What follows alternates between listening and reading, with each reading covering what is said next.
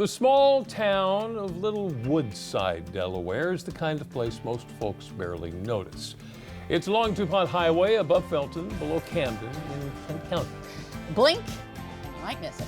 There's a Chinese restaurant, a pizza joint, a liquor store, a couple of gas stations, but that's about all you see zooming by. Woodside is home to, I think they got to 184 people, right? Okay, here's the thing though, if we have learned anything from our Throwback Thursday stories with Jim Duffy of Secrets of the Eastern Shore, it's that every town on Delmarva, no matter how small, has stories to tell. And he joins us this afternoon with a Woodside six-pack.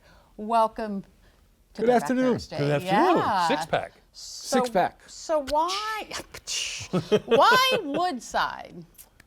So, you know, like the big picture of what I do in my books and online with Secrets of the Eastern Shore is you take this place, we love living here. Sometimes we think people in the big cities like look at us as this little backwater where like nothing ever happened. Yeah. And you drill that all the way down and you go to like these tiny little towns that people even here are like, well, that's a backwater. And this is the kind of town, Woodside. And I learned a couple things about Woodside, and then I learned a couple more things about Woodside. And here we go. Okay. You ready? Ready. Where should we start? Number one. What's number one? The town of many names. Ah, the town of many names. 1600s, it was called the Rhodes Forest, after a guy named Rhodes who owned the land. Okay. 1700s, a guy buys it, he changes the name to the Exchange. Then you get into the 1800s, it becomes part of a bigger area called Willow Grove. And then at last, it becomes Woodside. So they've burned through a lot of names in Woodside. That's the first thing. Okay. Okay. Number two, the big sweep of Delmarva history. You forgot. Oh, sorry. That's my bad. So this little tiny town that even people here don't really know very much about, in the 1850s, there were 2 households there and a total of 8 people living there. And what happened was the railroad came through. In the 1860s, 2 guys, a father and son, Henry and Ezekiel Kogel, convinced the railroad to make a station at Woodside. They built a special road and did all these things.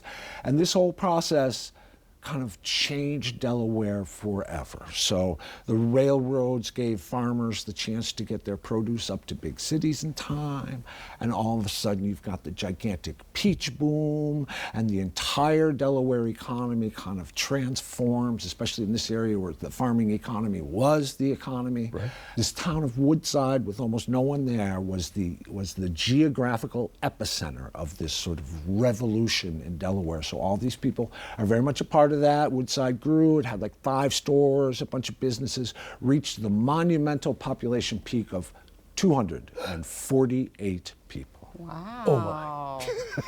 All right. All right. So number 3. Thank you. Sorry, I forgot that time. Yeah, the big sweep of U.S. history.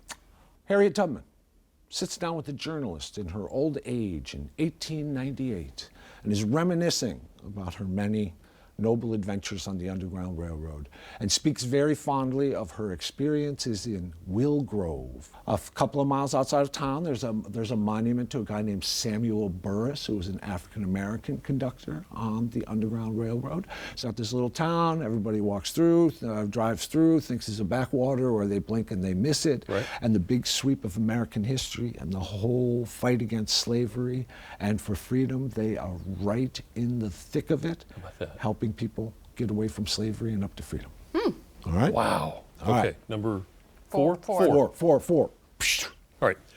Time traveling? Well, time traveling. Yeah, because you can still go back and see these things. All right? Oh, okay. So first of all, there's a Methodist church in Woodside. If you actually make the turn, if you don't blink and you're able to make the turn, there's a Methodist church there built 1898. It's on the National Register of Historic Places, and it's supposedly one of the great examples of Gothic Revival architecture in a small town in that area. One of the great things, have you been to the Delaware Agricultural Museum? Yes. North of Delaware? Yes. Yeah, north of Dover, I'm sorry. You know, they have that great project where they take old buildings and they move them on there. There's 2 buildings from Woodside on there. There's a Reed's store, which was for a long time the longest the general store in Delaware that was open for the okay. longest time. I think it closed in the 1980s or something like that.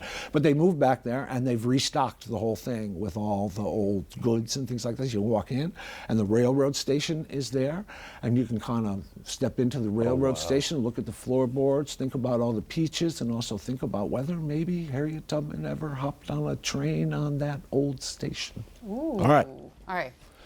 All right, so we're gonna do two. We gotta get through We'll do these. two. Yeah, we're hurrying.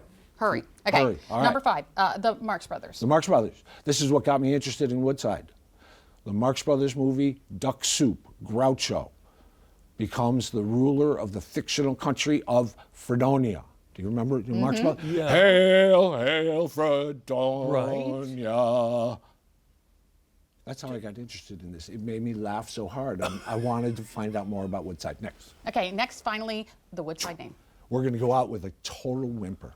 So Fredonia, they named it Fredonia. Right. The post office, after a couple of years, said, no, it's too confusing because Frederica is nearby and the mail's going to the wrong places, so you got to change the name. And there's a guy, Highland Birchenall or something like that. This is how he says they got the name.